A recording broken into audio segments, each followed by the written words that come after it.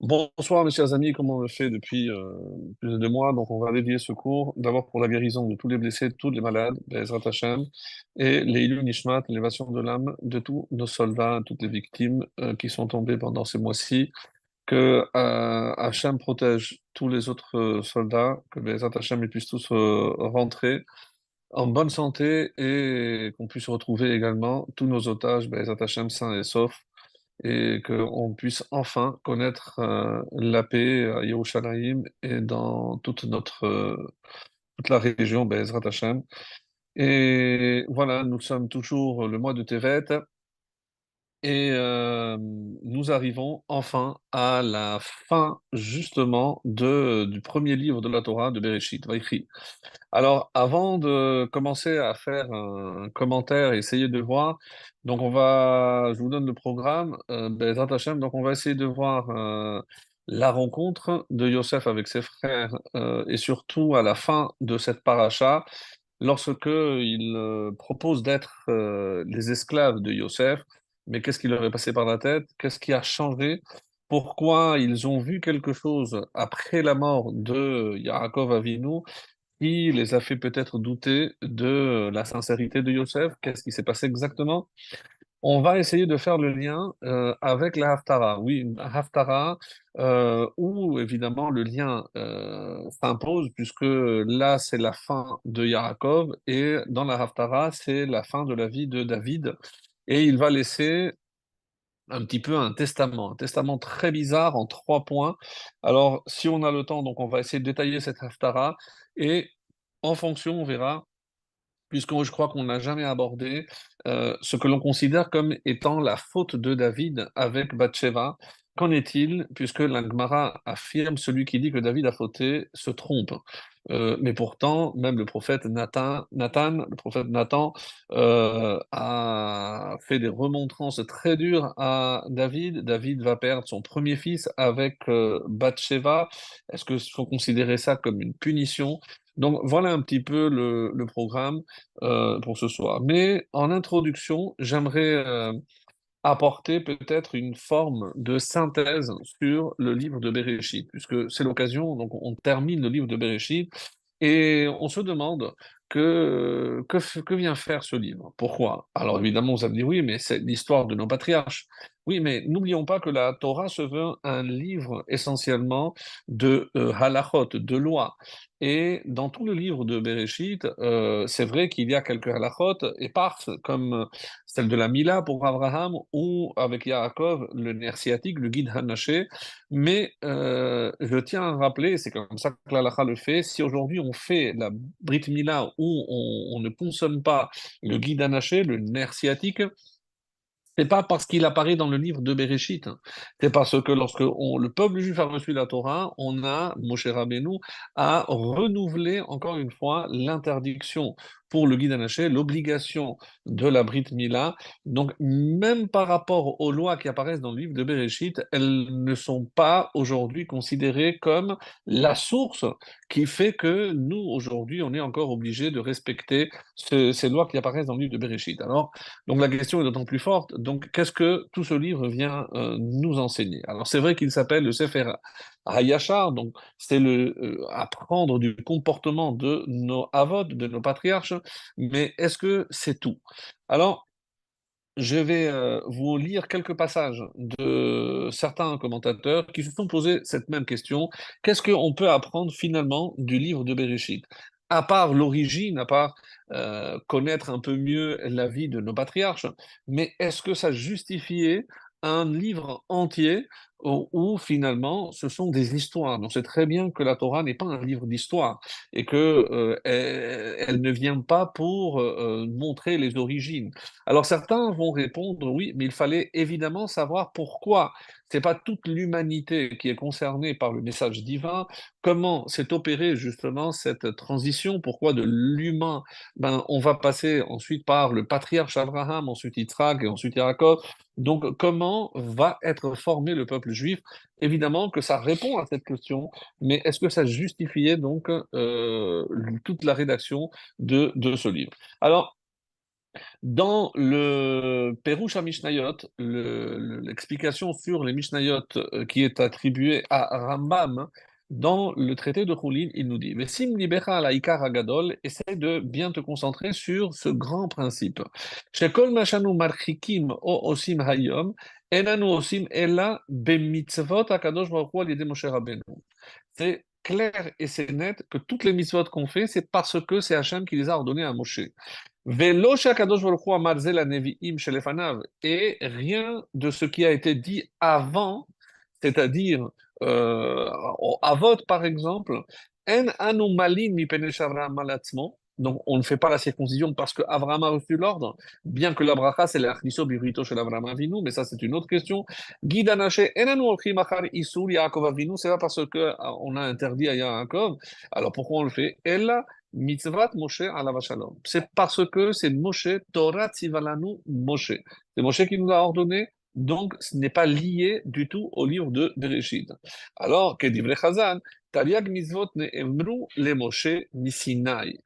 Moshe Kibel Torah Misinai. Donc, et alors, tout ce qui précède n'a pas la valeur, en tout cas pour nous, le peuple juif, comme les autres mitzvot qu'on a reçus par la suite. Alors, le Kuzari, qui pose un petit peu cette problématique et répond d'une manière très originale, dit quand Hachem se présente, il dit Anochi Hachem Lokecha Hachem Otzeticha Be'ez Mitzrayim. Je suis l'Éternel qui t'a fait sortir de la terre d'Égypte. Et pourquoi il n'a pas dit que Ani Boré Olam, c'est moi qui ai créé le monde, ou Boré Achem, et c'est moi qui vous ai créé. Et pourquoi? Shehid Barer Hama'amad Hazé, parce qu'il se trouve que la sortie d'Égypte, Bereut Enayim, il y a eu au bas mot, 3 millions de personnes, sans compter ceux qui sont restés en Égypte, qui ont été témoins de cet événement.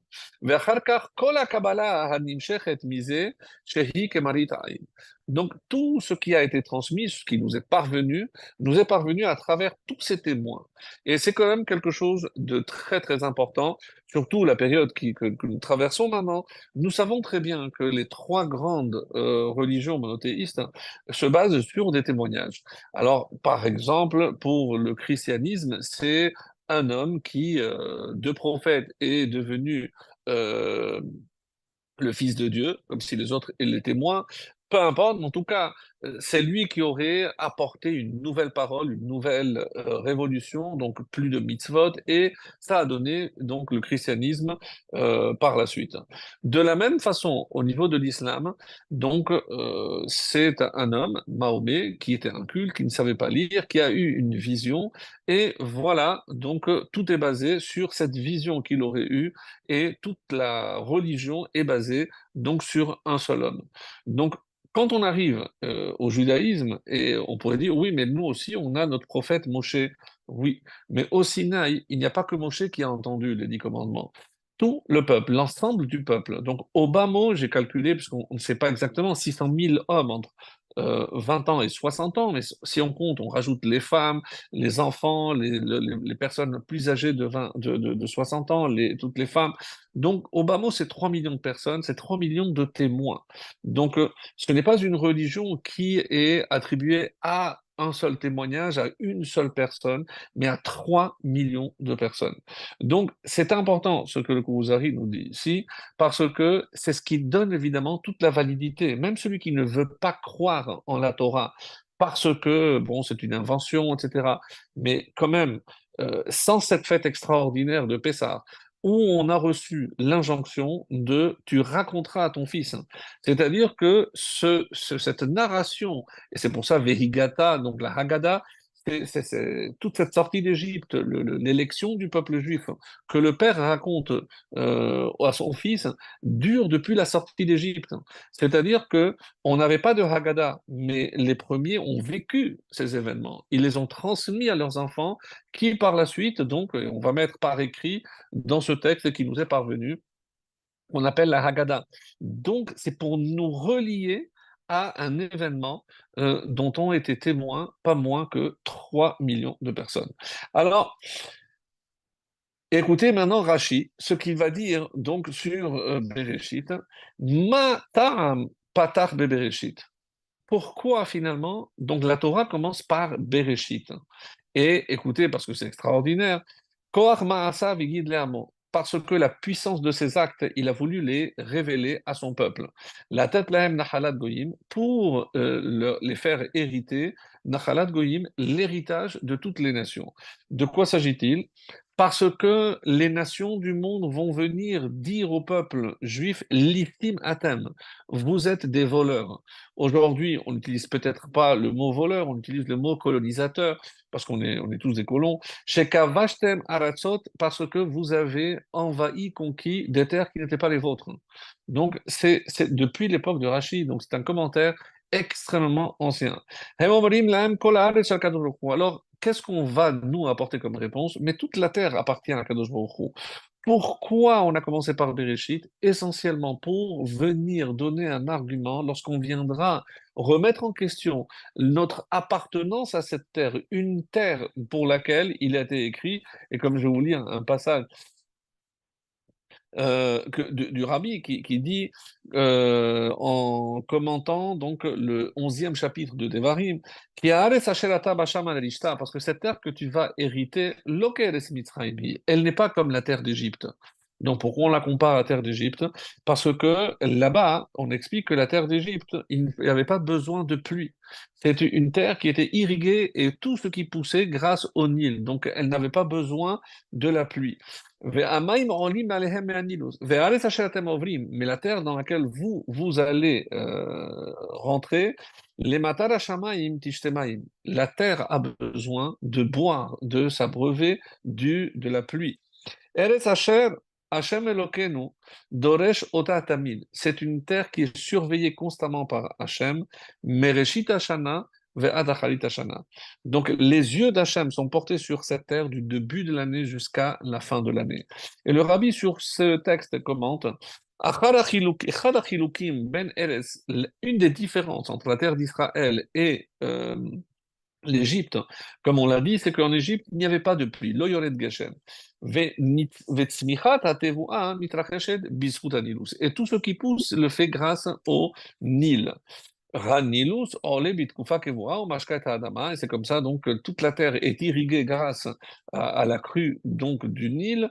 Vekevan Sheloro Im et Ashgacha Elokit. Et comme on n'a pas la possibilité de voir la providence divine, puisque ils ne lèvent pas les yeux, il n'y a pas de pluie, donc il n'y a pas besoin de demander, ils n'attendent rien d'en haut, tout vient d'en bas. Et c'est pour ça que Yechola Lavo Machashava, hein. Et qu'est-ce que les habitants d'un tel pays pouvaient penser, pardon,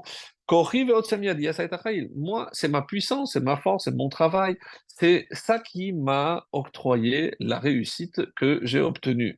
Israël, par contre, en terre d'Israël, les matar shamaim tishtemaim. Donc, on a besoin de la pluie des cieux. Et Vezod Birde, sheyu hakol tolim enehem klape ma'ala. Et pour une seule raison, c'est pour qu'on lève les yeux vers le haut, Vekach Yehudi Yodea. Et c'est comme ça hein, qu'un juif arrive à la conviction, Shekama shelo yit'amez bekochot atzmo lacharosh velizroa, que malgré tous les efforts qu'il fournira pour labourer, pour semer, pour récolter, eh ben, hu mukhrach et tziyua shel HaKadosh Baruch Hu. Il ne pourra rien obtenir sans l'aide de Akadosh Baruch Hu, du Créateur, ne serait-ce que par rapport à la pluie, parce que tous ces efforts pourraient être vains. Et le Ramban nous dit, Kolma, et rajoute quelque chose de très beau par rapport à l'ensemble donc du livre de Bereshit, et c'était ça un petit peu l'idée par rapport au premier commentaire du premier Rashi, du premier verset, c'est que quelque part, on savait parfaitement et pertinemment qu'on allait remettre en cause notre propriété sur cette terre. Et voilà, on est 3500 ans après, et c'est toujours le cas. Donc, pour nous montrer que c'est Akadosh Baruch Hu qui possède l'ensemble de la terre et il la distribue selon sa volonté. Et on comprend que cette terre a quelque chose de particulier. Et comme c'est rapporté, donc je n'ai pas lu ce passage, euh, donc c'est quels sont les arguments des nations? L'istimatem, vous êtes une bande de voleurs, vous avez usurpé cette terre. Hem makirim bemaruta, ils comprennent que cette terre a une particularité. ייחודיות של הארץ, ולכן טוענים כיצד הפקעתם את האדמה הזו מכלל האדמות. Pourquoi cette terre serait-elle différente des autres? על כך משיב ספר בראשית, et c'est pour ça que vient le livre de Bereshit, pour répondre à cette question et dire כל הארץ של הקדוש ברוך הוא, c'est dans l'écoute ספרות, ומראש יצר את האדמה הזו כמרוממת ומקודשת מכולן. Et depuis la création, Hachem a créé cette terre d'une manière différente. Meromemet, elle est plus élevée que les autres, spirituellement parlant, ou Mekudeshet Mikulan, et elle est plus sainte et sanctifiée que toutes les autres terres. Pourquoi? Parce que la présence divine s'y trouve. Donc, que on veuille après chercher des arguments, peu importe quel type d'argument, politique, géopolitique, par rapport à une guerre de religion, peu importe. La seule explication nous est donnée par l'ensemble du livre de Bereshit. Et c'est pour ça que le Ramban conclut quelque chose de très beau. Kol ma she'era la avot siman labanim. Et à part ça, si vous me demandez pourquoi le livre de Bereshit, qu'est-ce qu'il vient finalement nous livrer comme enseignement, que vous sachiez, c'est que tout ce qui est arrivé à nos ancêtres nous arrivera, c'est un signe pour les descendants, pour les enfants. Lachen ya'arichu haketuvim besipur hamasaot. Et c'est pour ça que le livre de Bereshit est long et nous raconte tous les déboires de nos patriarches, Rafilat Be'erot, lorsqu'ils ont creusé des puits, Ush'ar Mikrim, et toutes leurs les, tout ce qu'ils ont fait durant leur vie. Veyachashov achoshev shehem devarim miutarim. La preuve, c'est qu'on pourrait arriver ou être amené à penser que ce sont de simples détails de la vie de nos ancêtres. Aval ba'im lelamed al he'atid. D'après le Ramban, l'enseignement du livre de Bereshit, c'est pour le futur. On doit s'inspirer de tous les événements qui sont relatés dans le livre de Bereshit pour le futur, parce que tout ce qui va se dérouler par la suite trouve sa source, l'origine, dans le livre de Bereshit. C'est comme si c'était l'ADN. Tout ce qui est raconté dans Bereshit est finalement tout ce qui est la source de ce qui arrivera par la suite. כי כאשר יבוא המקרה לנביא משלושת האבות, יתבונן הדבר הנגזר לבוא לזרעו. Parce que tout ce qui est arrivé à nos ancêtres finira par nous arriver à nous aussi. Donc, le livre de Bereshit, c'est pas simplement pour répondre à une question, pour venir donner des arguments aux nations qui viendront nous accuser, mais pour qu'on s'inspire, parce que toute notre inspiration, justement, trouve sa source dans ce livre de Bereshit. Voilà un petit peu pour la conclusion du livre de Bereshit, avant d'en venir maintenant à notre paracha. Et la paracha commence par la description de la vie du dernier des patriarches, Yaakov Avinu, et avec un titre qui évidemment nous interpelle, Vaïchi. On avait déjà vu le même phénomène avec Sarah, Chaye Sarah, la vie de Sarah, alors que la paracha parle de la disparition, de la mort de Sarah.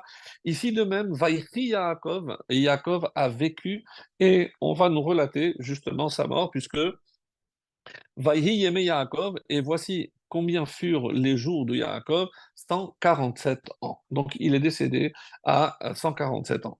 Généralement, lorsque on nous dit Vaïkrevu Yeme Israël Lamut, lorsque les jours de Yaakov se sont approchés, et sans aller plus loin, regardez le début de la Haftarah de Vaïchi, comment elle commence? Vaikremu Yeme David Lamut. Exactement, mot à mot. Donc, c'est l'approche, en quelque sorte, le moment de la mort approché, aussi bien pour David que pour Yaakov. Alors, avant d'arriver à la deuxième partie, donc pour parler de David, on va d'abord s'attarder un petit peu donc sur ce passage. Alors, lorsqu'on regarde par exemple ce que nous dit le Baal HaTurim, quelque chose de très intéressant sur le début de notre paracha, qui va contenir, comme vous le savez, toutes les bénédictions que Yaakov Avinu fera avant de mourir.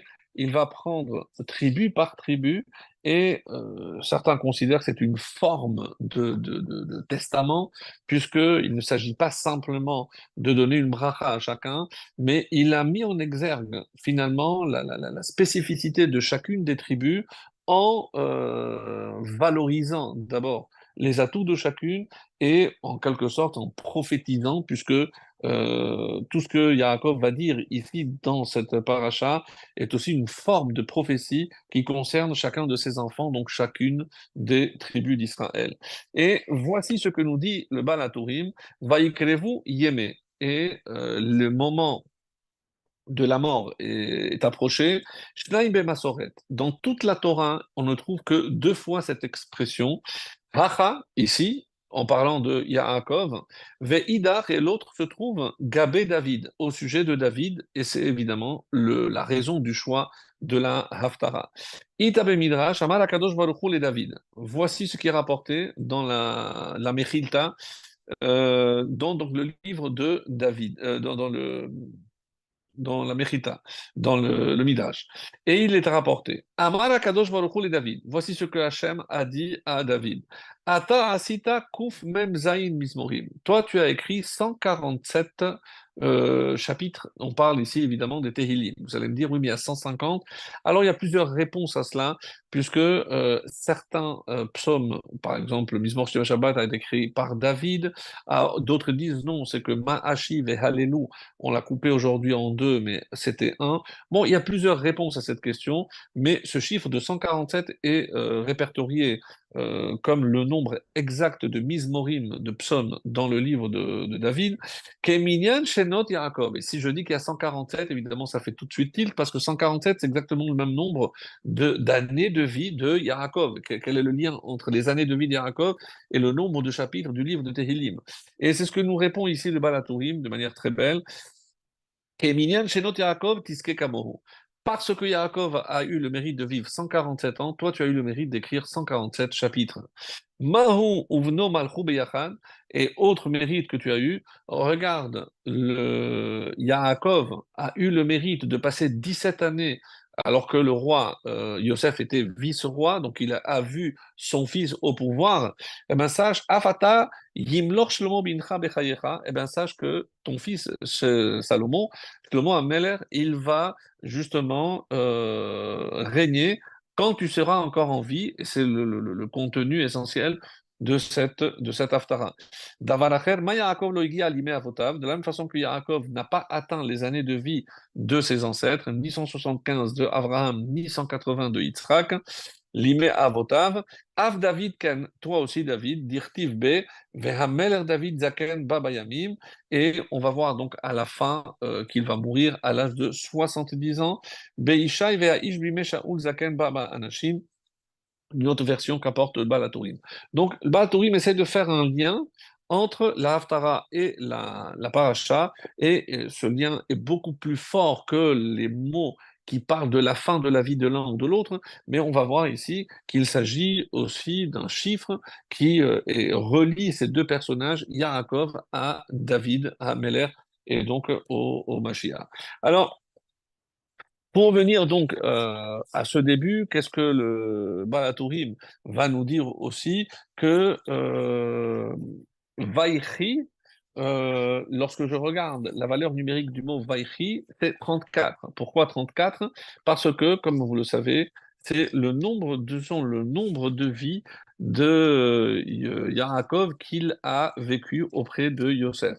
Yosef avait effectivement donc 17 ans lorsqu'il a été vendu, donc c'est les premières 17 années, et Dieu lui a fait un cadeau et il a vécu les dernières 17 années, et c'est ça le terme de Vaïchi. Donc si on compte, c'est exactement 34, parce que 17 les premières et les 17 dernières, donc ça fait effectivement 34 années. Et c'est comme ça que le Baal HaTurim nous dit Gematria, Ra'a Shishim Ribo. Il nous apporte au début beaucoup de Gematriot, le Baal HaTurim. Sheva Esre Shana, Keneged Sheva Esre Shana, Shegidel Hu le Yosef, Kilkelo Yosef, Sheva Esre Shana. Vayhi Yemakom Bechol Makom Shene'emad. Vayhi, c'est pour nous dire qu'il n'a pas atteint l'âge de son ancêtre. Sheva Shanim Ve'arba Me'ot Shana. Alors ici, donc, il explique aussi pourquoi on a compté. Bon, c'est ceux qui veulent connaître un peu plus, c'est un Baal HaTurim très long, mais très intéressant. En tout cas, ici, pour répondre à la première question qui s'impose, parce que ça nous interpelle, Pourquoi, encore une fois, dire que Vaïchi, il a vécu? Et une réponse très intéressante, comme c'est rapporté d'ailleurs dans la Gemara, que Yaakov Avinu l'omet. Parce que Vaïchi, il a vécu, donc c'est comme s'il n'était pas mort. Donc comment on peut expliquer ce phénomène? Et on dit que il a tout fait pour transmettre à ses descendants. Et un homme qui transmet le message à ses descendants, puisqu'on est vécu, on est venu dans ce monde pour d'abord acquérir ce message et ensuite le transmettre. Donc quelqu'un qui est capable de transmettre intégralement ce message, eh ben, c'est comme s'il continuait à être vivant. Et c'est le message d'ailleurs que nous allons retrouver dans les recommandations de David à son fils Shlomo Ameler. Donc, qu'est-ce qui nous rend éternels, mes chers amis? Une et une seule chose, c'est évidemment la Torah. Parce que la Torah est éternelle, et donc celui qui s'attache à la Torah, évidemment, s'attache à l'éternité. Et c'est comme cela que l'on comprend. Regardez ou écoutez plutôt ce que Rabbeinu Bechaye nous dit. Vaïchi Yaakov beres Misraim Sheva Esrei Shana, parashazo setuma penesh teteamim. Quand vous allez regarder le Shabbat, vous allez voir que Vaïchi, ben, il n'y a pas d'espace. Normalement, à chaque début de paracha, même si c'est sur la même ligne, il y a un nombre de lettres qui séparent. Ici, il n'y a pas de séparation, on a du mal à voir le début de la paracha. Il donne deux réponses à cela. Echad lefi she'achshav haya matril hagalut, parce que c'est le début de l'exil. Donc l'exil, c'est l'obscurité, on ne voit pas, il n'y a pas de distinction. Benistam libam mitzarat hashirbud, donc à cause de l'exil, donc le cœur s'est fermé en quelque sorte. Ve'acheni les fiches et bikesh et Jacob les galot taket, ça on avait vu les années précédentes, on avait bien expliqué ce principe. Il a voulu révéler la fin et on l'a empêché, donc on lui a fermé en quelque sorte les yeux pour qu'il ne révèle pas ce secret à ses descendants. Alors, donc c'est le Batouri nous dit que et il n'a jamais vécu d'aussi bonnes années que ces 17 dernières années. Alors, tout le monde se pose la question, mais comment et on peut imaginer que les meilleures années pour un patriarche étaient des années qu'il a vécues en dehors d'Israël. Vous allez me dire, ah, donc voilà peut-être un argument pour ceux qui prétendent que si la vie est meilleure en dehors d'Israël, peut-être que voilà, on peut s'inspirer de Yaakov. Évidemment que on sait très bien que lorsqu'il a envoyé Yehuda, c'était pour installer des maisons d'études. Et donc, un juif qui n'a pas d'études en dehors d'Israël, eh ben, c'est comme si il déracinait son âme. Il se finira par s'assécher, alors allez-nous. Donc, quelque part, il faut comprendre lorsqu'on explique que c'est les dernières années. Alors, il y a un ouvrage magnifique qui s'appelle Tana Debe Eliyahu, ce qu'on a enseigné dans la maison d'études de Eliyahu Hanavi, et ça se trouve donc dans le cinquième chapitre, le paragraphe 12, pour ceux qui, je ne pense pas que ça existe en français, mais ça c'est une édition, Tanadebe et Eliyahu, et voici ce qu'il demande. C'est très très intéressant, pour ça je vous ai choisi. Mipenema zache Yaakov lechaim shelo betzar veshelo beyetzer hara ba'olam hazeh. Comment un homme comme Yaakov a pu atteindre et mériter une vie ici sans tsar, sans peine, sans souffrance, veshelo beyetzer hara ba'olam hazeh, et sans les tentations du yetzer hara. Mima she'atid hakadosh baruch hu liten hatzadikim le'atid lavo. En quelque sorte, et c'est comme ça que donc c'est aussi rapporté dans le Zohar que les 17 dernières années qu'il a vécues, c'est comme si c'était les années de Biat HaMashiach. Il a vécu véritablement 17 années des temps messianiques. Mipnei shaya yoshev bebet hamidrash. Et la réponse que nous propose ici Tana Debeliaru, parce qu'il était toujours assis dans la maison d'études, mikatnuto ve'adziknuto, depuis son jeune âge jusqu'à sa vieillesse, ve'ayabaki, et il avait atteint il avait acquis une connaissance extrême et parfaite dans tous les domaines, dans le texte, la Torah écrite, ba Mishnah, ba Lachot, ba Agadot, la Torah orale, comme c'est marqué, Yaakov Ishtam Yoshev Ohalim. Donc depuis le début, il était assis dans les tentes de l'étude. Et que chez Yatsami Bet Aviv Lalechet El Bet Lavan, quand il est sorti, parce que son père lui avait ordonné d'aller chez Lavan, bah, Ata Shechina ve'amda lemala imenu, la Shechina ne l'a jamais quitté, elle se trouvait sur lui. Mais Shiva ve'amra lo Yaakov beni, Sana enecha hashamaima, ur'e. Et à ce moment-là, un texte très beau qui nous dit, regarde, lève les yeux et regarde le ciel. Est-ce que tu vois les 12 constellations? Eh bien, sache, est-ce que tu vois les 12 heures du jour et les 12 heures de la nuit? Donc sache que par rapport à ce chiffre 12, tu auras toi 12 enfants. Kevan Sheba Yaakov Miet Lavan Venimkar Yosef, quand il est venu, et c'est à ce moment-là, une fois qu'il a quitté, que Yosef a été vendu, Haya Bocheu Mitabel Alav Esim Mushtaim Shana. Il a pleuré, il s'est endeuillé sur Yosef, son fils, 22 ans. Comme c'est marqué, Vayakum Kol Bana Vechol Benotav Nachamo, tout le monde, toute sa famille s'est levée pour le consoler, mais il était inconsolable. Vayev Koto Aviv, et son père a pleuré. Et ici, pour ça que, comme c'est pas précisé, son père a pleuré. Nous, on comprend que Yaakov a pleuré sur Yosef. Non. Vaïev, Otto Aviv, son père a pleuré sur lui. C'est Yitzhak. C'est Yitzhak qui aurait pleuré sur Yaakov, puisque Yitzhak, lui, avait vu que Yosef était en vie, et en voyant que son fils avait été privé de cette inspiration divine et prophétique, il en a ressenti de la peine. C'est pour ça que c'est Yitzhak qui pleure ici sur son fils Yaakov. Vechial Yosef aya boché, mais est-ce qu'il pleurait sur Yosef? Ela amar, shemani trayavti, ashenasati shete achayot. Et Yaakov, c'est quelque chose qui lui pesait lourdement. Et peut-être que ma faute finalement, c'est que j'ai épousé deux sœurs que je n'aurais jamais dû. Il s'est mis en question.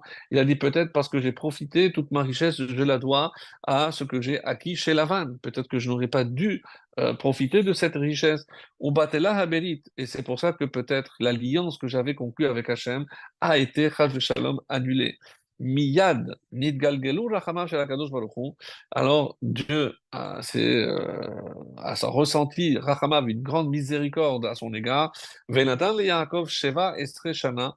Et c'est pour ça qu'il lui a octroyé 17 années, samour les ignuto, donc proche de sa vieillesse, tovin me'en olamaba. Des années tellement bonnes qu'elles étaient presque empruntées au olamaba, au monde futur. Mikan amrou, et c'est pour ça que d'ici, on a l'habitude de dire Kol shehisigato shana achat tova samor lesignuto siman yafelo. Celui qui approche de la vieillesse a une très bonne année, eh ben, c'est un bon signe pour lui. Et l'inverse, évidemment, une mauvaise année, c'est pas un bon signe. Yaakov avinu haya betova shteva esre shana. Pendant 17 ans, il a eu un bienfait extraordinaire. Comme c'est marqué, Vaychi Yaakov be'eretz Misraïm Sheva Esre Shana. Il a vécu 17 ans. Comme si tout le reste avait été effacé. Que ça veut dire il a vécu 17 ans? Il a vécu 147 ans, comme le verset va le dire par la suite, oui. Mais ces 17 années sont particulières. Bon, alors pourquoi? Parce qu'il a retrouvé Yosef, etc. Non. Mais d'après Tana de Beliarou, c'est parce qu'il a vécu à une dimension qui n'est pas de ce monde. Il a vécu déjà à une dimension de Olam Haba. Alors, comme ça, il est rapporté que Hazorim Bedim'a Berina Yiksoru, ceux qui sèment dans la peine, dans les larmes, Berina Yiksoru, ils vont récolter dans l'allégresse. Et c'est pour ça que si dans ce monde, on doit traverser certaines épreuves, que l'on ait la certitude que ces épreuves seront évidemment non seulement récompensées, mais qu'on comprendra à la fin que tout était pour notre bien.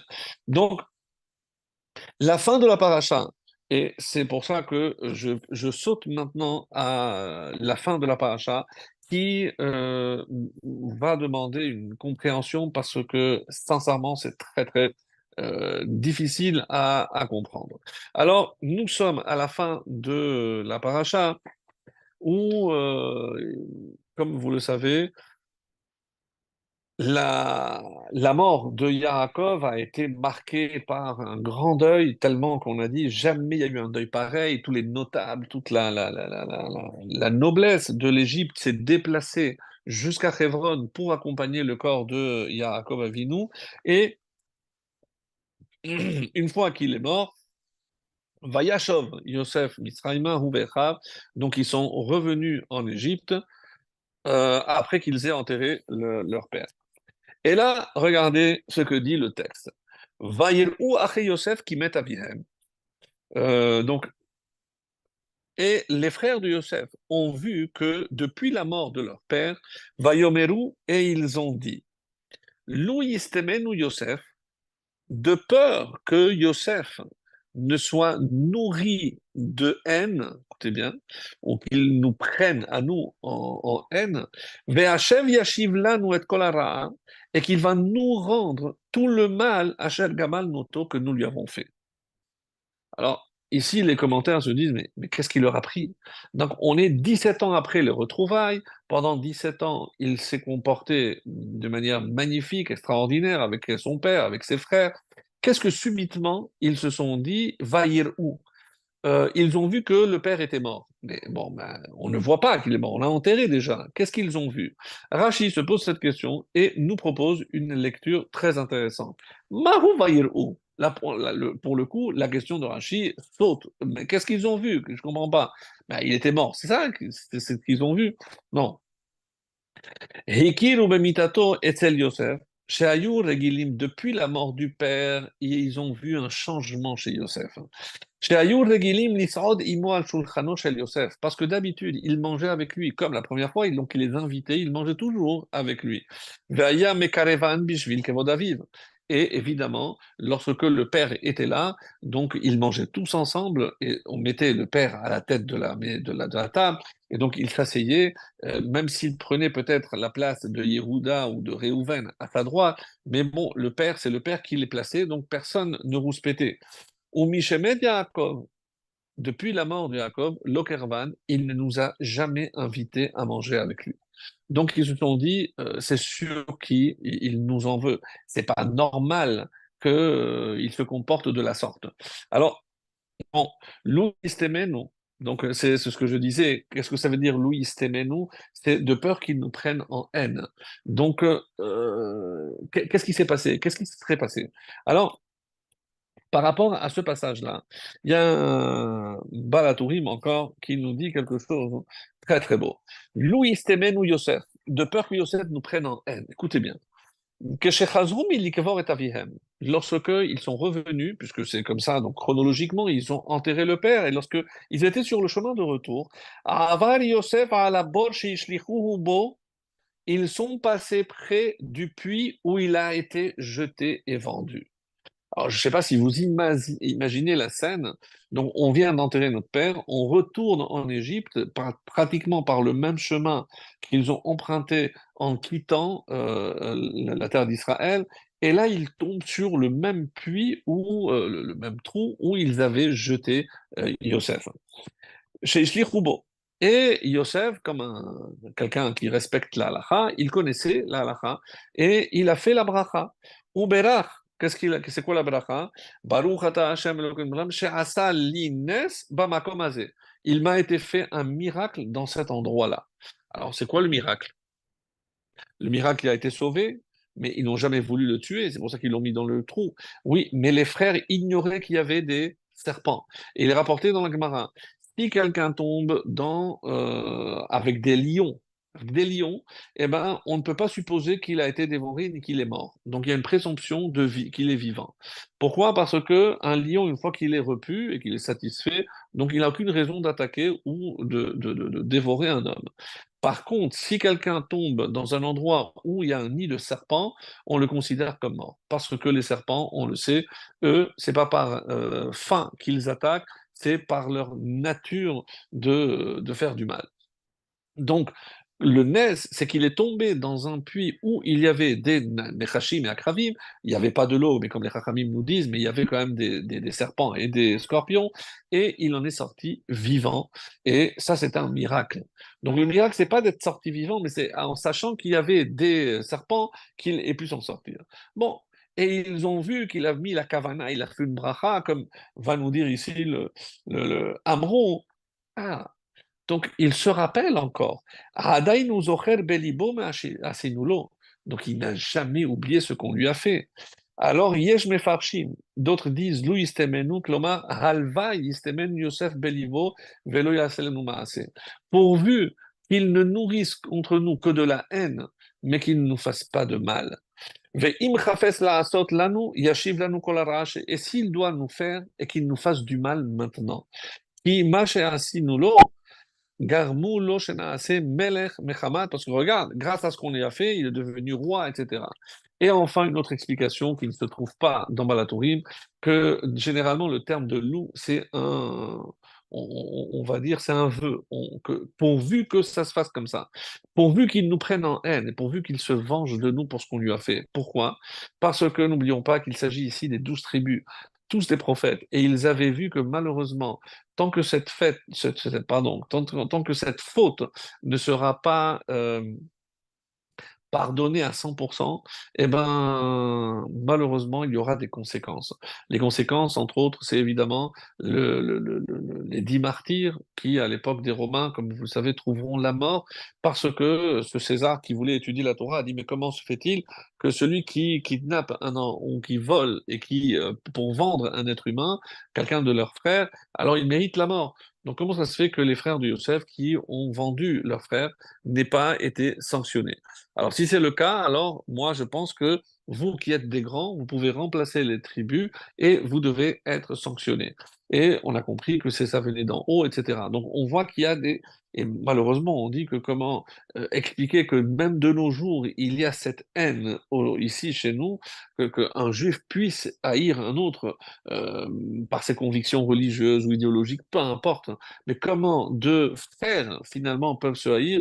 Eh ben, la source de cette haine se trouve précisément dans la haine des frères. Donc c'est dire qu'il y a quelque chose ici qui nous interpelle sans aucun doute. Alors, par rapport donc à ce que l'on vient de dire ici, euh, ils ont envoyé parce que ils ont eu peur. Ils ont dit, mais est-ce que c'est nous, comment on va faire pour sonder si Yosef veut nous faire du mal ou pas? Et ils vont avoir un discours extrêmement bizarre. Alors, je vous le lis pour que l'on comprenne plus ou moins de quoi il s'agit. Euh, D'après l'explication de Rashi, qui se base sur Targum Yonatan, alors qu'on va voir que Targum d'Yerushalmi dit autre chose, tant que Yaakov était vivant, ça c'est une traduction qui est faite à partir du commentaire de Rashi. Yosef invitait régulièrement ses frères à dîner, c'est le Rashi que je vous ai lu, et il fraternisait avec eux d'autres façons comme marque de respect pour son père. Or, après la mort de Yaakov, Yosef ne continua pas à fraterniser avec eux de la même manière. Quand les frères de Yosef perçurent ce changement, c'est ça ce qu'ils ont vu, ce changement dans son attitude, à présent que leur père était mort, ils se dirent, peut-être Yosef nourrit-il de la haine envers nous. Si c'est le cas, il nous rendra sûrement tout le mal que nous lui avons fait. Alors, et d'après l'explication de Rachi, les fils de Léa avec lesquels Yosef avait été initialement en conflit firent transmettre ce message à Yosef à travers les fils de Bilha. Pourquoi les fils de Bilha? N'oublions pas que lorsque Rachel est morte, Yosef avait 8 ans. Comme ça, c'est rapporté dans les textes. Il avait 8 ans. Donc, qui c'est qui l'a élevé et qui c'est qui a élevé son petit frère Binyamin? Eh bien, la servante de Rachel, qui n'était autre que Bilha. Donc, il se sentait beaucoup plus proche de Bilha, comme une deuxième mère. Et c'est pour ça qu'ils ont appelé Dan et Naphtali, les fils de Bilha, pour transmettent ce message. Et voici ce qu'ils ont dit, avec lesquels donc il a toujours été en très bons termes. Et 2 points, on ouvre les guillemets. Avant de mourir, ton père a donné cette instruction. Voici ce que vous direz à Yosef. Pardonne, je t'en prie, à présent, la faute de tes frères est la faute pour t'avoir causé du mal. En réalité, si on regarde bien, Yaakov n'avait jamais donné une telle instruction, car il ne soupçonna jamais Yosef de nourrir de la moindre animosité envers ses frères. Les frères dirent ceci afin d'établir la paix dans la famille. Les frères, ils ont continué. Aussi à présent, veuille pardonner notre faute. Et en hébreu, Ana sana, Ana de grâce, sana pesha achecha, pardonne, Pesha Achecha, la faute de tes frères. Si tu ne nous pardonnes pas par égard pour ce que ton père t'a demandé, car il n'est plus, alors pardonne-nous parce que nous, comme toi, sommes les serviteurs de ton père, du Dieu de ton père, que lui est éternel. Quand les messagers parlèrent, Yosef a pleuré. Alors, après que les fils de Bilha eurent délivré ce message, les autres frères et aussi sa belle-mère vinrent et tous ensemble se jetèrent à ses pieds. Nous sommes à présent tes serviteurs. Et comme le rajoute le commentaire, c'est ainsi qu'il fallait accomplir le rêve de Yosef, où tout le monde allait se prosterner, non pas Rachel, parce qu'évidemment elle était déjà morte, mais Bilha, sa deuxième mère en quelque sorte, est venue se prosterner, et c'est par rapport, pour la réalisation du rêve qu'il avait fait, que le soleil et la lune, ici la lune donc n'est pas Rachel mais Bilha, est venu se prosterner. Et il répond, Yosef leur a dit, soyez sans crainte, comme en hébreu il leur a dit, Vayef Yosef beda ben Amela, vayilchu gamecha vayipelu lefanav, vayomer alem Yosef al tiraou, n'ayez crainte, ki hatachat Elokim ani, est-ce que je suis à la place de Dieu? Donc, est-ce que s'il y a un mal qui a été fait, est-ce que moi je vais me venger? Est-ce que c'est à moi de jouer ce rôle de vengeur ou de faire payer le mal que vous avez fait? Non, je ne remplace pas Hachem. Donc, c'est un passage très difficile, puisqu'on ne comprend pas encore une fois l'attitude des frères de Yosef. Qu'est-ce que subitement il se réveille? Alors, le Midrash Rabbah donne une réponse, mais s'il est vrai qu'ils ont quand même perçu qu'il y avait un changement, on pose la question, et pourquoi ils n'ont jamais invité? Pourquoi Yosef a cessé de les inviter? Parce que il ne voulait pas, parce qu'il était gêné. C'est comme ça que le Midrash Rabbah rapporte cette réponse extraordinaire. Il nous dit, parce qu'on a dit, et j'ai précisé que c'était Yaakov qui était à la tête de la table et il plaçait tous ses enfants autour. Mais maintenant que le père n'est plus, qui aurait dû s'asseoir en tête de table? Ben Yosef, puisque c'est le vice-roi. Il aurait dû placer ses frères à ses côtés. Il était tellement gêné de se montrer supérieur à ses frères qu'il a préféré ne pas les inviter plutôt que de prendre une place qui, d'après lui, ne lui revenait pas. Donc c'est par humilité, nous dit le Midrash ici, que Yosef ne voulait pas les inviter pour ne pas les gêner. Parce que le premier qui était gêné, évidemment, c'était lui, de prendre une place qui, finalement, n'était pas la sienne. Alors, quand je disais que le Targum Yerushalmi, donc ici on dit qu'ils ont envoyé les fils de Bilha, d'après le Targum de Yerushalmi, il est dit Ufakidu Shiftaya Yat Bilha Amata. Non, c'est Bilha elle-même qui est allée parler en ces termes à Yosef. Bon, peu importe si ce sont les fils de Bilha ou Bilha elle-même, en tout cas, c'est comme ça que c'est rapporté.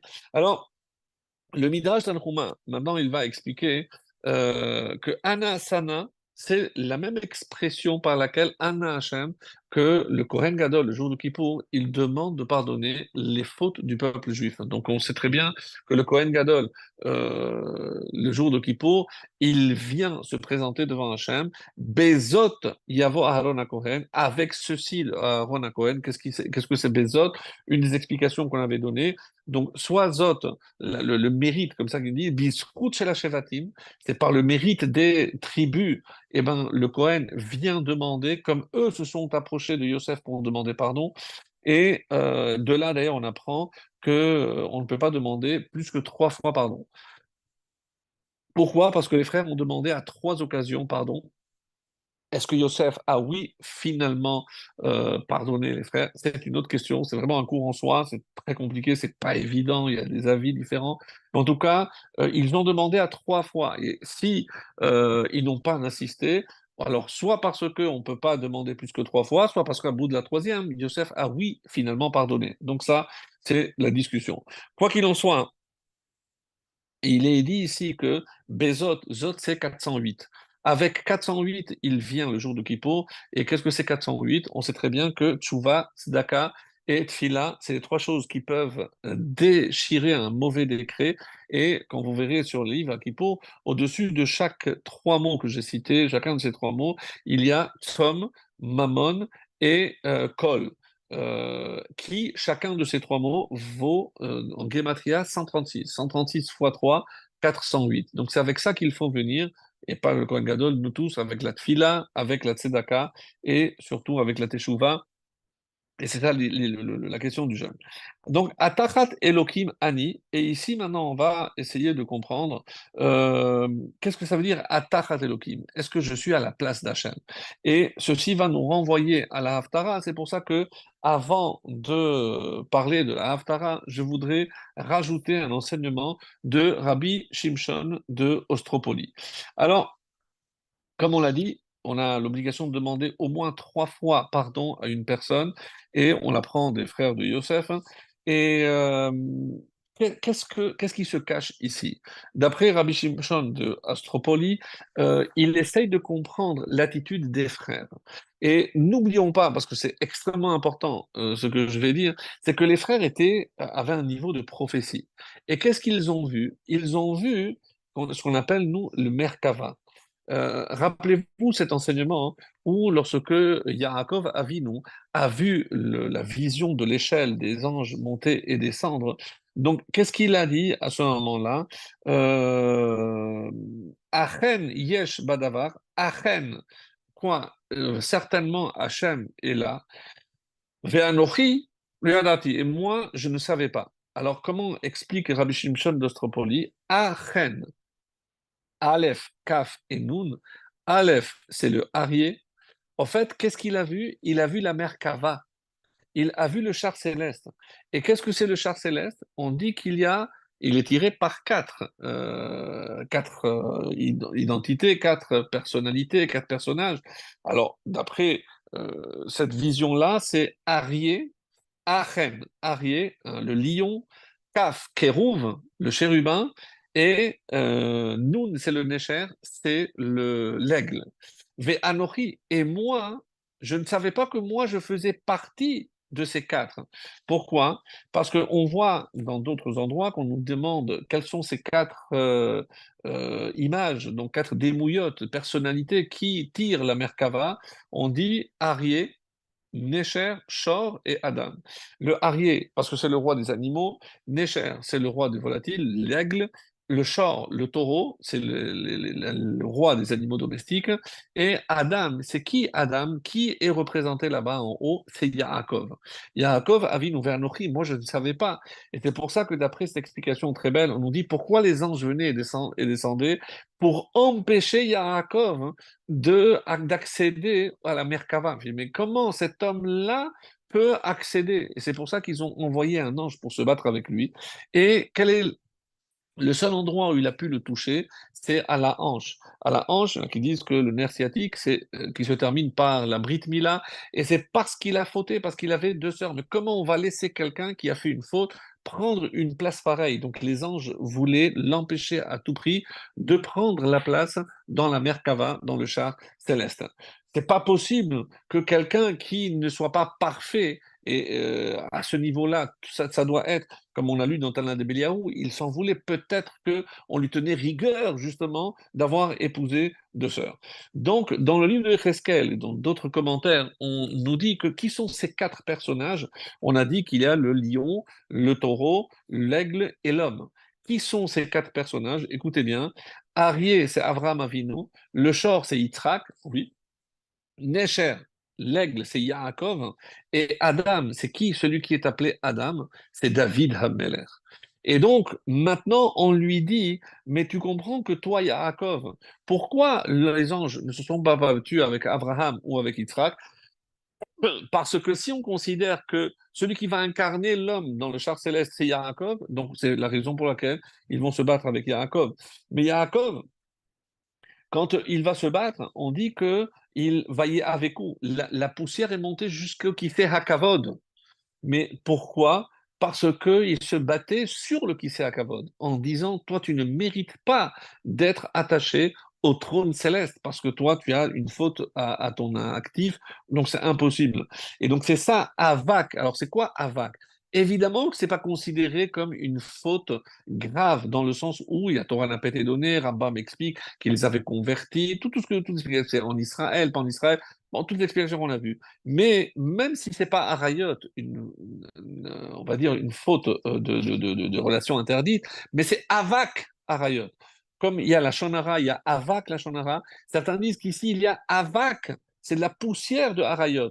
Et donc c'est très grave au niveau de la perfection qui est demandée pour pouvoir être au niveau du char céleste. Alors, quand on va voir, en s'inspirant sur le Ramban et autres aussi, on dit aussi que c'est pour ça que c'est Yaakov qui est touché et pas d'autres.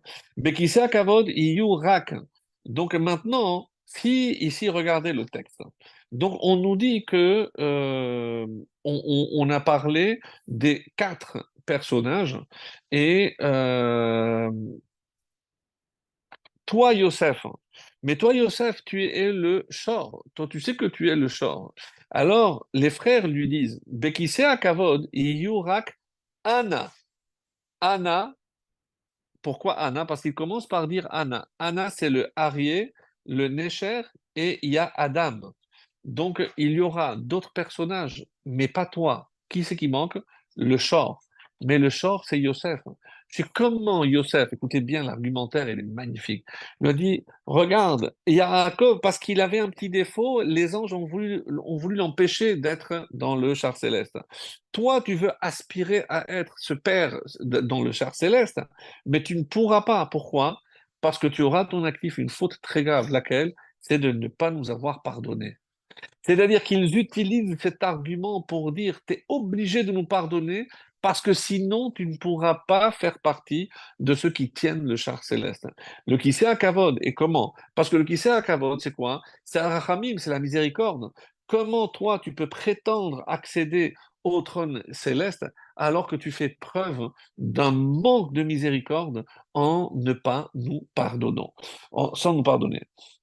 Et c'est pour ça, si tu nous pardonnes, alors dit Rabbi Shimshon d'Astropoli quelque chose de très beau. Donc, Anna, et sinon, si tu nous pardonnes, Sana, pardonne-nous. Mais en hébreu, Sana, c'est Shin Aleph, Nun Aleph. Alors oui, tu auras ta place. Shin Aleph, le shor et le arié, le taureau et le lion. Na, Nesher, il y aura l'aigle, Adam et Adam. Et toi, tu seras en premier, ça, shor. Toi, Yosef, si tu nous pardonnes, tu auras donc cette place. Et ça, c'est pour ça que si, encore une fois, c'est ce qui va nous permettre Abba Tiva Lifne Moto. C'est ce que ça, ce que papa nous a ordonné. Quoi? Comment on devait. Et quel ordre il avait donné? Vous allez me dire, mais on a lu, mais c'est pas vrai, il n'a rien ordonné. Oui. Qu'est-ce qu'il a ordonné, papa? Avant de mourir, il a dit, quand vous allez marcher avec mon cercueil, voilà comment je veux que vous soyez placés. C'est-à-dire qu'il a déjà donné la place à chacun. Mais qu'est-ce qui était le plus important pour papa? C'est qu'on soit unis autour de lui et que même lorsque on déposera son cercueil, mais on va revenir. Donc, ce qui était important pour papa, c'est cette union, cette cohésion entre les frères.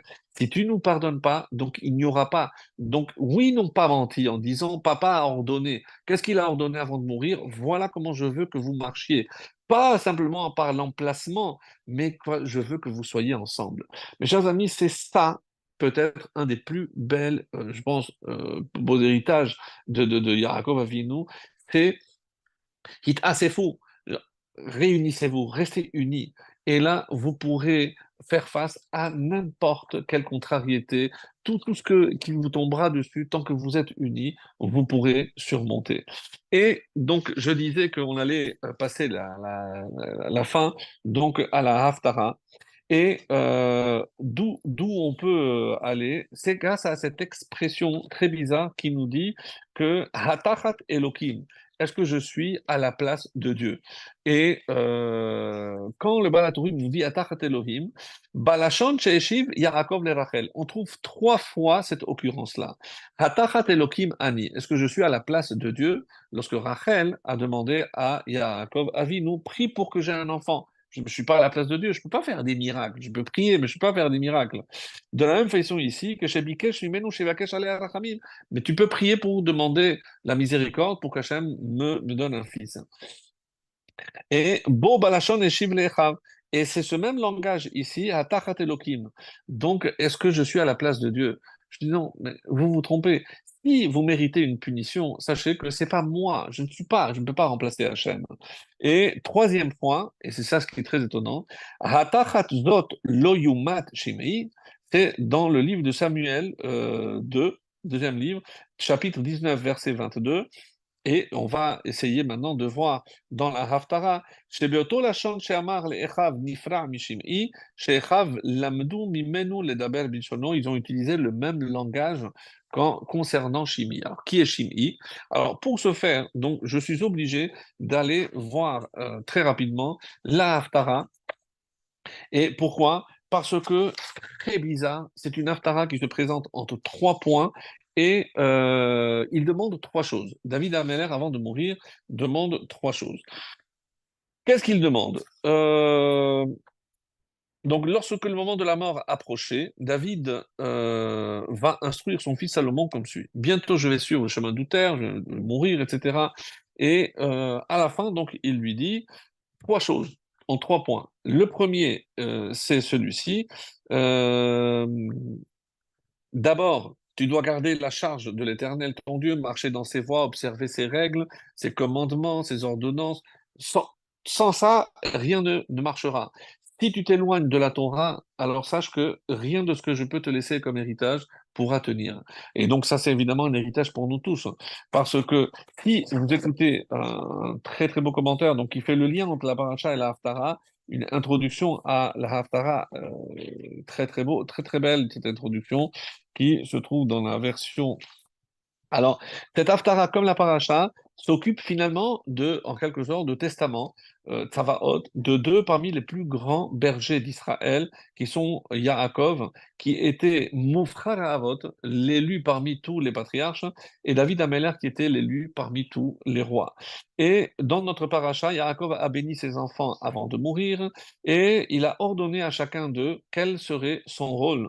Hakadosh, sacré, Hamutal alav litrom lichal Israël, avec lequel il devait contribuer. Donc, je traduis directement, le texte étant en hébreu, mais donc c'est pour ça, pardonnez-moi s'il y a des. Bahaftara, et dans la Haftara, finalement aussi, David Ameller va ordonner à son fils, qui venait ce jour-là d'être intronisé, comme on avait lu qu'il allait connaître une période où son fils allait être intronisé. Et David met en garde son fils que c'est seulement s'il marche dans la voie de la Torah et qu'il observe les mitzvot qu'il pourra réussir dans son règne. Vegam lotufsak, et c'est comme ça qu'il garantira aussi la pérennité de son règne à travers ses descendants. Et c'est pour ça qu'il lui demandera de faire du bien à une famille qui s'appelait Barzillai Hagil. A dit pourquoi? Parce que à une période très difficile dans sa vie où il était poursuivi par Avshalom, son propre fils, c'est le seul peuple qu'il a accueilli, mais d'une manière extraordinaire, en lui donnant à manger. Et c'est pour ça que par Hakaratatov, par reconnaissance, il a dit avec eux, tu leur donneras à manger. Qui belise en lo metziut klal. Parce que c'est ça aussi, savoir la reconnaissance. Et les hakir tova nershav kemida yesodit. Parce que pour le peuple juif, ben, être reconnaissant à tous ceux qui nous ont fait du bien, est pour nous une des facettes les plus importantes de notre personnalité et surtout de notre spécificité en tant que peuple juif. Et si on va voir le reste, donc Shlomo doit se venger de un personnage qui s'appelle Yoav ben Tserouya et de Shimei ben Gera. Deux personnages, vous pouvez trouver ça dans le deuxième livre des Malachim pour plus de détails. Et ce qui est étonnant, c'est comment on peut imaginer que tout l'héritage que David laisse à son fils Shlomo, c'est de se venger de deux personnes alors que lui-même n'a pas pu se venger d'eux. Pourquoi?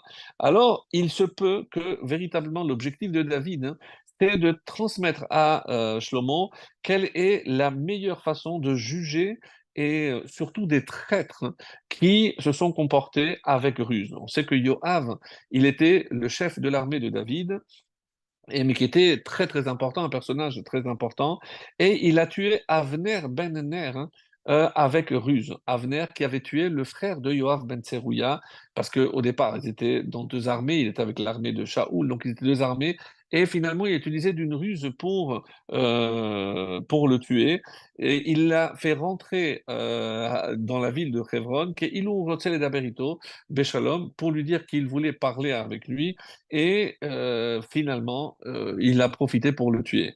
Et aussi, il a tué Amasa ben Yeter. Il l'a tué aussi avec ruse. Pourquoi? Parce qu'il lui a dit, il lui a demandé une question sur une femme, la Yébima, comment il doit enlever la chaussure. Et quand il s'est baissé, il en a profité pour le tuer. Ça, c'est Yoav ben Tserouya. Donc, il devait mourir. Pourquoi David n'a pas pu le tuer Yoav? Ve'anochi hayom rach umashuach melech, parce que je viens je ne peux pas moi agir. Ve'anashim haele benet tseruya kashim imeni. Donc ils sont très durs et ils peuvent se venger de moi. David nechshav be'ene atzmo ketzair, parce qu'il se considérait comme jeune à cette époque-là, parce que c'est en ce jour-là que lui-même avait été intronisé, donc il ne pouvait pas le premier jour déjà de condamner ces personnages. La reine Loya Bekocho les batailles d'Ino Shel Yoav, et c'est pour ça qu'il ne pouvait pas prétendre à juger un personnage de la trempe, de l'importance de Yoav. Et il va demander par contre à Shlomo Amelech de se comporter, parce que c'est comme quelque chose qui lui pesait, parce qu'il n'a pas mené à bien un jugement. C'est pas pour vengeance, mais parce que moi, je n'ai pas pu, mais toi, tu es obligé de le faire avec Ve'asita kechok matecha, et évidemment avec sagesse, parce que je ne veux pas que toi, tu le tues, sinon ils vont dire que ah, c'est le fils qui a vengé son père. Non. Et surtout que Shim'i Ben Gera, je rappelle que c'était un personnage très important. On dit qu'il était le roche du Sanhedrin, et quand le jour où il a été intronisé, David, il a insulté. Alors, lisez les passages c'est terrible comment il a pu se comporter. Le roi David était arrivé à Bahorim, mais voici qu'un homme sortait de là. Il était d'une famille de la maison de Shaoul, et son nom était Shim'i ben Gera, fils de Gera. Il sortait tout en maudissant. Il lapidait avec des pierres David et tous les serviteurs du roi David, alors que celui-ci avait à sa droite et à sa gauche tout le peuple et tous les braves. Et Shim'i, en maudissant, parlait: Va-t'en, va-t'en, homme de sang et vaurien. Une allusion à la faute qu'il avait commise à l'égard de Bathsheba. Dieu a fait retomber sur toi tout le sang de la maison de Shaoul. Il accusait d'avoir causé la mort de Shaoul, à la place de qui tu es devenu roi. Et Dieu a donné la royauté à la main de ton fils. C'est pour ça que ton propre fils s'est révolté contre toi, Avshalom. Et te voilà dans ton malheur parce que tu es un homme de sang. Alors Avishai ben Serouya, il a dit au roi: mais pourquoi ce chien mort, maudit-il mon Seigneur, permet que je traverse et que je lui enlève la tête? Le roi, il a dit: qu'y a-t-il entre moi et vous, fils de Serouya? S'il maudit, et si Hachem lui a dit maudit, qui peut dire pourquoi agis-tu ainsi? À Tachat. Et ici, il a dit: comment tu peux prétendre donc je ne peux pas me venger? C'est Hachem qui cherche qu'il faudra qu'il se venge. Puis David dit à Avishai et à ses serviteurs: voici que mon fils qui est sorti de mes entrailles en veut à ma vie. Et quelques chapitres plus loin, on voit que Shimei revient vers le roi David, donc Shaoul était mort, donc il vient comme un petit toutou, vraiment. Le roi revint donc, il arriva au Jourdain, Yehuda, Shimi ben Gera de la tribu de Binyamin, le Binyaminite qui était de Bahurim, se hâta de descendre avec les hommes de Juda à la rencontre du roi David. Il avait avec lui 1000 hommes de la tribu de Binyamin. Puis Siba, serviteur de maison, et ils rendirent service en faisant passer. Et voici ce que Shimi ben Gera a dit en se jetant au devant du roi, comme il passait le Jourdain, et que mon Seigneur ne m'impute pas de faute. Ne te souviens plus pour me la prendre à cœur de la faute qu'a commise ton serviteur le jour où mon seigneur, le roi, sortait de Yerushalayim. L'allusion à ce que l'on vient de lire.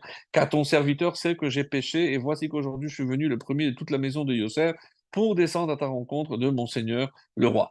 Et donc Avishai, le fils de Serouya, il a dit: est-ce que Shimei ne sera pas mis à mort pour avoir maudit loin de Dieu? Et ici, donc, c'est le texte Hatachat. Donc, est-ce qu'il ne va pas être euh, puni? Alors, on essaye de comprendre ici quel est le lien. Et c'est pour ça que, d'abord, dans un premier temps, il doit tuer, c'est ce qu'il a demandé, Yoav ben Tserouya, pour avoir tué par ruse deux personnages. Ensuite, dans l'ordre de la Haftara, que vous pouvez vérifier, il a dit de ne jamais manquer de rien au Bné Barzilai. Et Bné Barzilai, il a raconté que non seulement ils l'ont accueilli alors que il était au plus bas, il était pourchassé par Avshalom. Donc c'est vrai que quand un homme est dans sa grandeur, tout le monde veut du bien, veut s'approcher de lui. Mais ici, il était au plus bas. Et malgré tout, qu'est-ce qui s'est passé?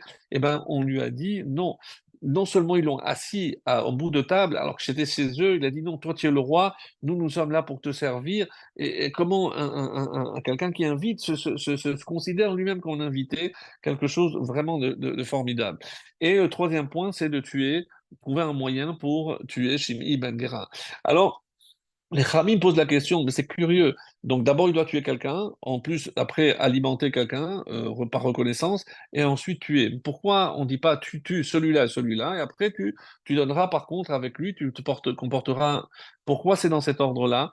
Et parmi les réponses, une très belle réponse, c'est pour que l'on comprenne que de la même façon que quand je suis reconnaissant, et c'est du chesed, eh ben, tuer Shimi Ben Gera ou Yoav Ben Tserouya, c'est aussi du chesed.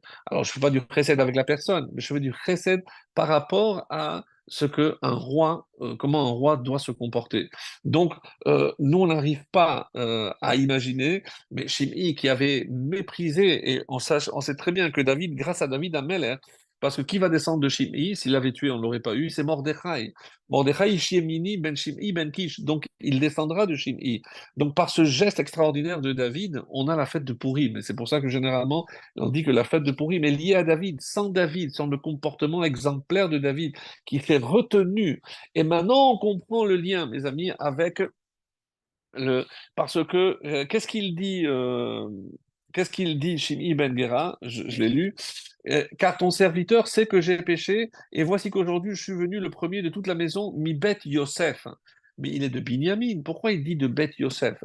Et il dit, regarde, quand les frères sont allés à Yosef, eh ben, il les a pardonnés, alors qu'ils avaient fait une faute très grave.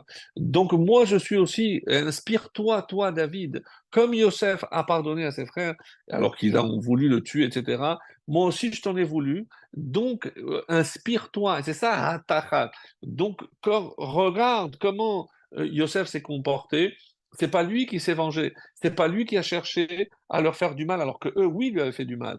Donc, et toi, inspire-toi de ça, David, et peut-être que le message est passé. En tout cas, David a compris qu'il ne fallait pas, lui ne devait pas le punir. Et pour la petite histoire, ça va se terminer?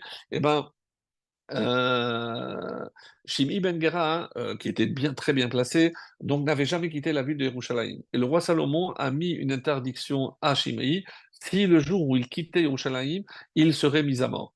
Et un jour, il ne pouvait plus tenir, alors il n'a pas besoin de sortir, mais il suffit qu'il y ait une interdiction, c'est ça, Ve'asita kechormatcha, tu utilises ta sagesse, et c'est à ce moment-là, quand il est sorti, qu'il a trouvé la mort, comme son père lui avait demandé, et donc, c'est pas lui qui l'a mis à mort, mais il y a un décret royal, et c'est la raison pour laquelle il a trouvé la mort.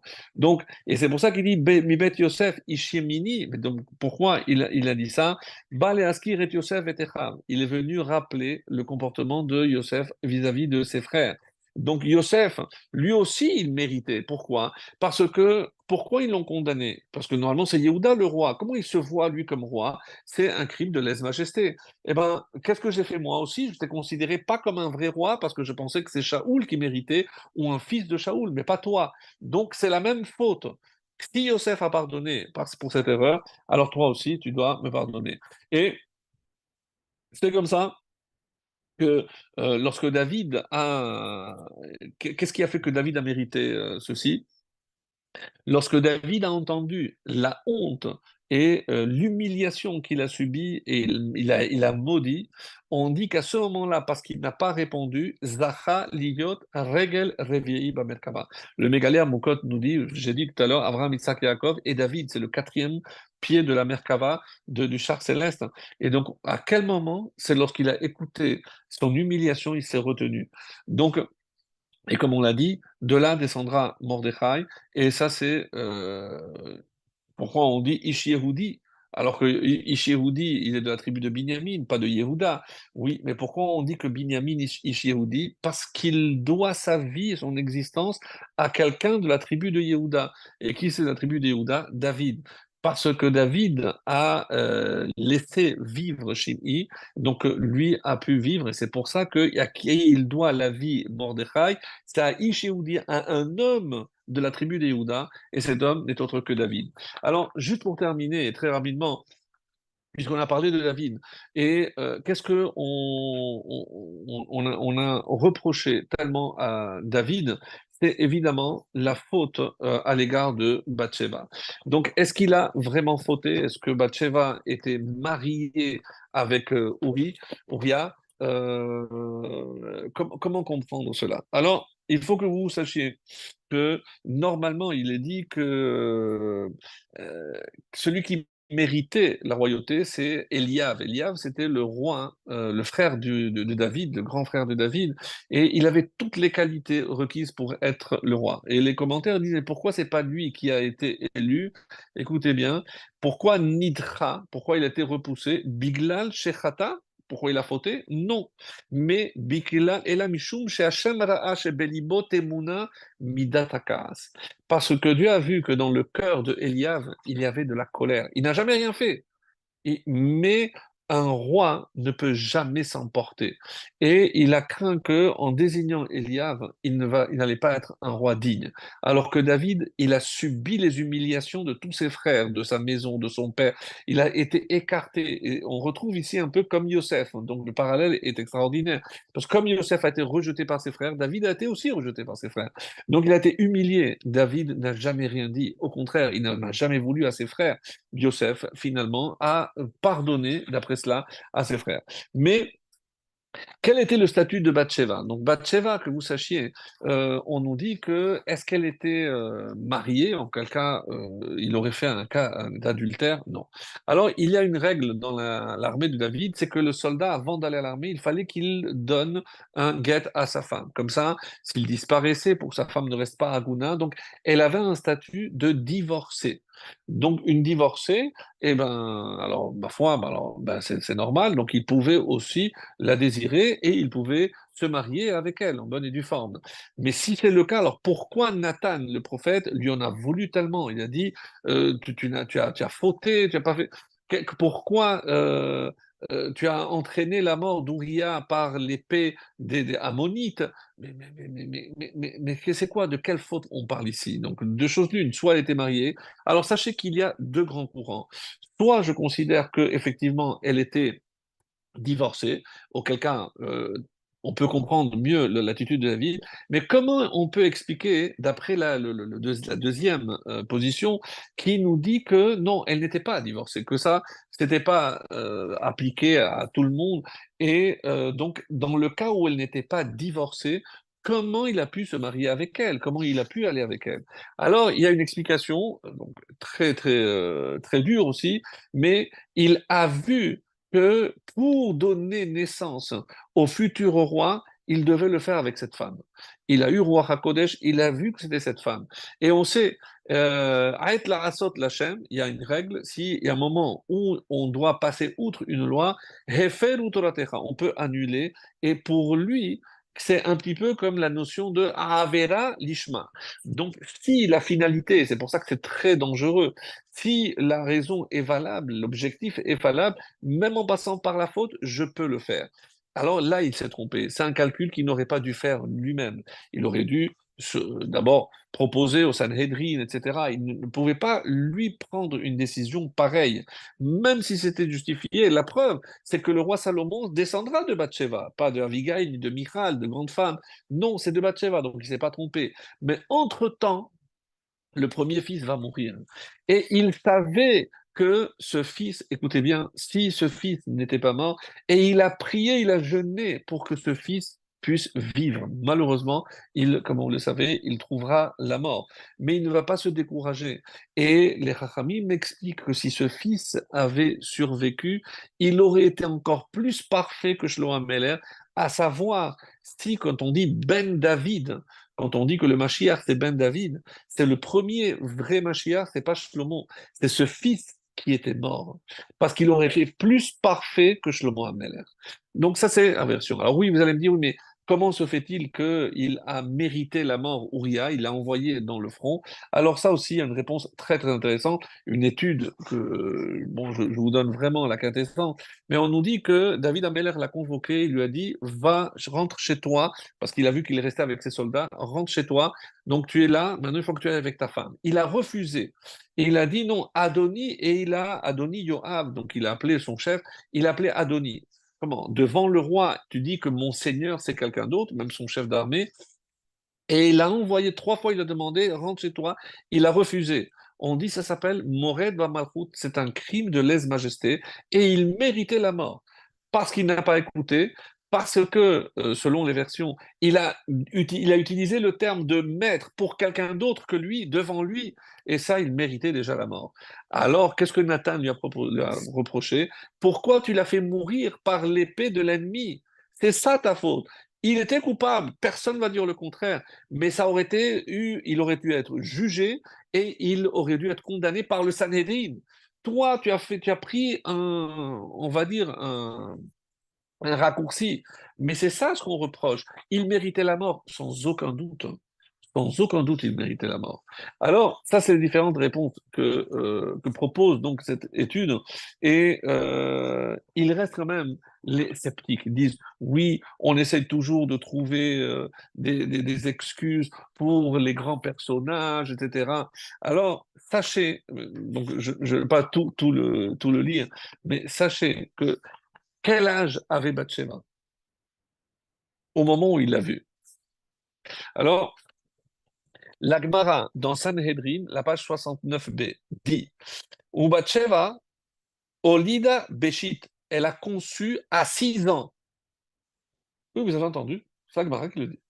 Et il y a une discussion dans la Gemara, à quel âge un enfant peut, un garçon peut, oui, laisser enceinte une femme, etc. Bon, discussion, mais la discussion est là, car sache que Bathsheba avait porté un enfant avant d'avoir Salomon. Et il est donc clair qu'elle a conçu cet enfant avant ses 8 ans. Donc, de même, il est possible que Bathsheba ait conçu Salomon lorsqu'elle avait 6 ans. Il y a deux versions. Soit elle avait 6 ans, soit elle avait 8 ans. Mais si je dis qu'elle a eu Salomon à l'âge de 6 ans, de sorte qu'Achitophel et Eliam ont procréé à 9 ans. Donc, cela refute la preuve selon laquelle les garçons de la famille d'Achitophel ont procréé à 8 ans. Donc, en fait, ça, c'est la preuve de la Gemara. Mais ce que je veux vous dire par là, c'est que, et c'est comme ça qu'on peut répondre, mais vous croyez qu'un homme donc de 57 ans, il avait quel âge David Ameller à ce moment-là? euh, Hamishim Bejama. Il avait 57 ans. Et il voit une fille de 6 ans ou de 8 ans. Vous croyez sincèrement qu'il l'a désirée?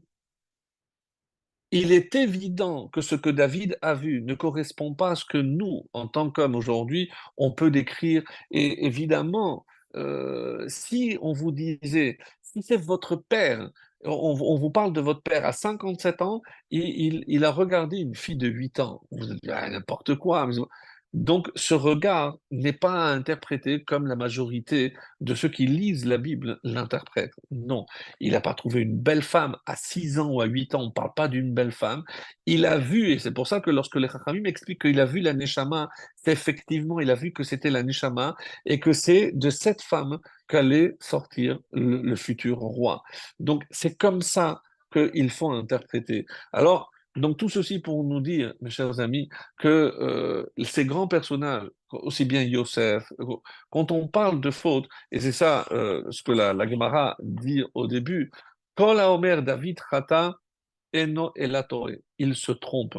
Alors, mais il a quand même, oui, Lecha levadecha chatati. Hachem, je n'ai fauté que vis-à-vis de toi. Et vous savez quelle faute? Parce que tout ce qu'il a fait était justifié. Mais écoutez bien, c'est ma conclusion, mais le fait que ceux qui voient comment il se comporte disent, ah, c'est parce qu'il l'a voulu qu'il a envoyé l'autre à la guerre, c'est pour ça, c'est le Chilul Hashem.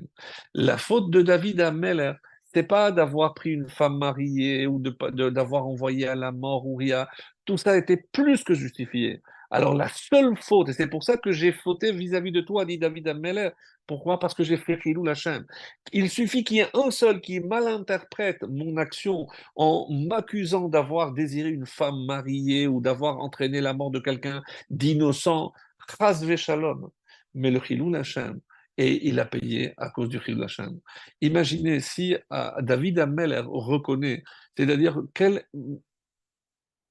comportement exemplaire nous devons avoir, plutôt que de tomber dans le malheureusement Chilul Hashem, lorsque les autres, en voyant nos agissements, vont tirer de mauvaises conclusions.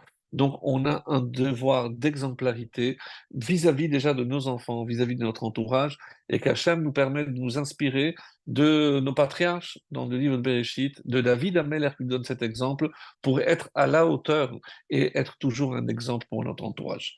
Bezrat Hachem, et qu'on voit très vite le descendant de David venir nous délivrer et reconstruire le troisième temple.